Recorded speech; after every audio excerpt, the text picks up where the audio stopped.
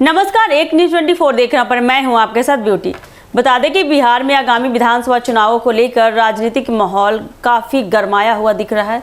विधानसभा चुनाव से पहले राज्य में सत्ताधारी गठबंधन और विपक्षी दलों के बीच आरोप प्रत्यारोप की राजनीति तेज हो गई है।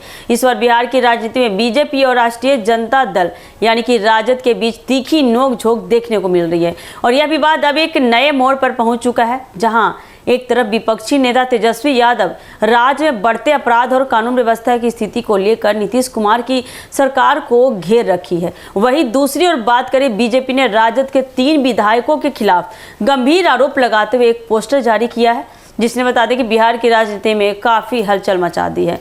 आपको आगे बता दें कि बीजेपी का आरोप और पोस्टर बार यह दर्शाता है कि बिहार बीजेपी ने हाल ही में अपने आधिकारिक सोशल मीडिया हैंडल पर एक पोस्टर जारी किया, जिसमें राजद के 3 विधायकों को फरार घोषित कर दिया गया है।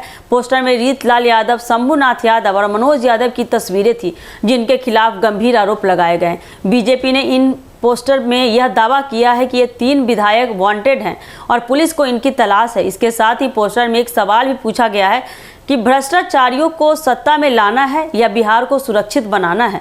इस पोस्टर का उद्देश्य स्पष्ट रूप से जनता को यह संदेश देना था कि अगर राजद सत्ता में वापस आती है तो बिहार की स्थिति और भी बिगड़ सकती है, खासकर अपराध और भ्रष्टाचार के सामने में।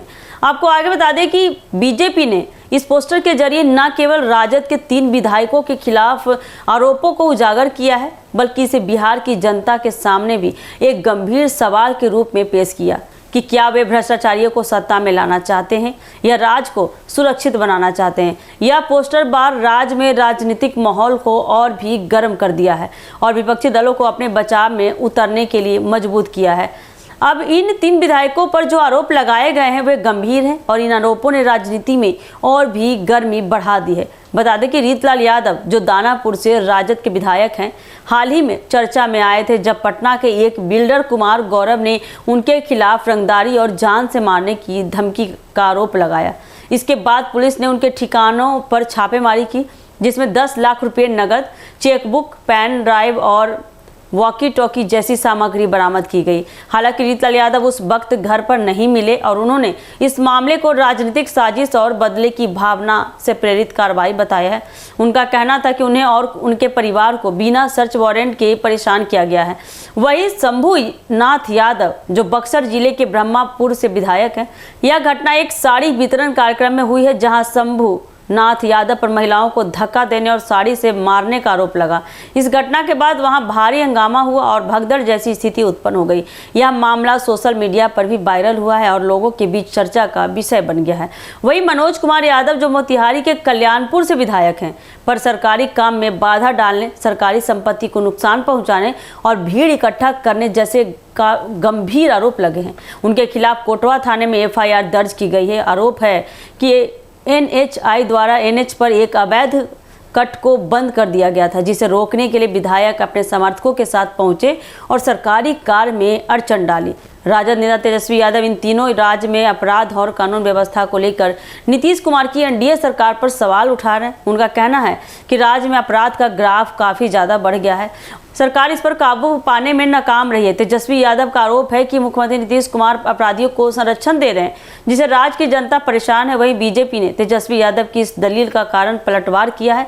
बीजेपी का कहना है कि जब राजद के खुद के विधायकों पर गंभीर आपराधिक आरोप हो तो यह जनता के सामने एक बड़ा सवाल खड़ा करता है कि उन्हें किसे सत्ता में लाना चाहिए। बीजेपी ने अपने पोस्टर के जरिए यह संदेश दिया कि यदि राजद को सत्ता में लाया गया तो राज्य में अपराध और भ्रष्टाचार में और भी इजाफा होगा, क्योंकि राजद के अपने विधायक इन आरोपों में घिरे हुए हैं। बीजेपी की यह रणनीति साफ है कि वह राजद को अपराध और भ्रष्टाचार से जोड़कर जनता के बीच एक मजबूत नैरेटिव खड़ा करना चाहती है। बीजेपी का उद्देश्य यह है कि वह बिहार की जनता को यह समझाने में सफल हो कि राजद के शासन में राज्य की कानून व्यवस्था और सुरक्षा की स्थिति और भी खराब हो सकती है। इसके साथ ही बता दें कि बीजेपी ने अपने पोस्टर बार के जरिए एक संदेश दिया है कि चुनावी समय में जनता को यह सोचने का अवसर मिलेगा कि उन्हें किसे सत्ता में लाना है, किसे नहीं। अब यह देखना काफ़ी दिलचस्प होगा कि राजद इस पोस्टर बार और आरोपों का जवाब किस तरीके से देती है। राजद ने हमेशा ही बीजेपी और नीतीश कुमार पर चुनावी राजनीति में झूठे आरोप लगाने का आरोप लगाया है। इस बार भी राजद अपनी प्रतिक्रिया में बीजेपी के आरोपों को राजनीति से प्रेरित और झूठा बताकर जनता के बीच एक नया नैरेटिव खड़ा करने की कोशिश कर सकती है। बता दें कि बिहार में चुनावी राजनीति इस बार बेहद उथल पुथल वाली दिखाई दे रही है। बीजेपी ने राजद के विधायकों पर आरोप लगाकर एक नई राजनीतिक रणनीति अपनाई है, जो विधानसभा चुनाव में महत्वपूर्ण साबित हो सकती है। हालांकि राजद भी अपनी ओर से बीजेपी की रणनीति का मुकाबला करने के लिए तैयार है और ये देखना काफी दिलचस्प होगा कि आगामी चुनाव में कौन सा दल जनता के विश्वास को जीतने में सफल होता है। तो ऐसे ही अपडेट के लिए बने रहिए हमारे न्यूज़ 24 के साथ। दीजिएगा इजाजत। धन्यवाद।